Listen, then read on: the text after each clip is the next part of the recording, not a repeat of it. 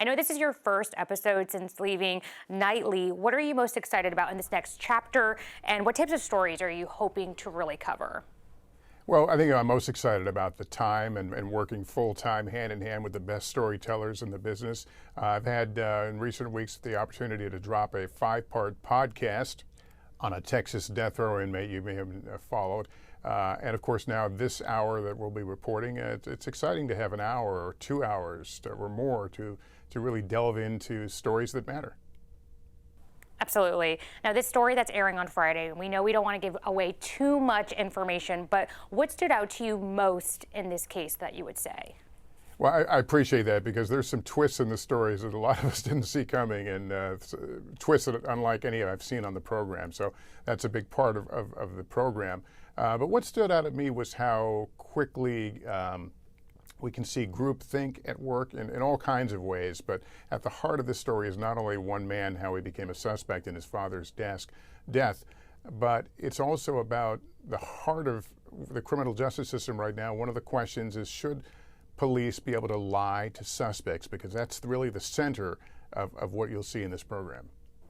Definitely. Now, you interviewed one of the top interrogation experts in the country, which is a pretty big deal. What did he tell you about the dangers of police deception, or kind of what stood out to you on that interview?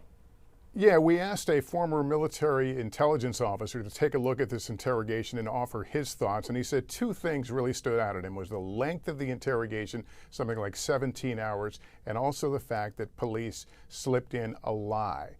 They are perfectly allowed to do that. It's legal for police to lie, and they do it all the time.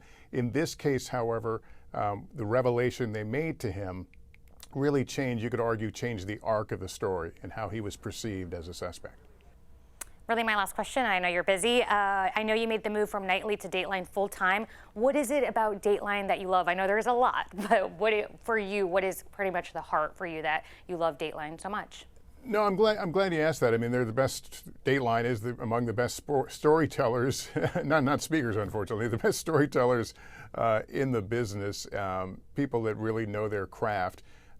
We have time here. We also have we're all, trying to knock out whatever the headline of the day is, and I enjoyed that role for many, many years.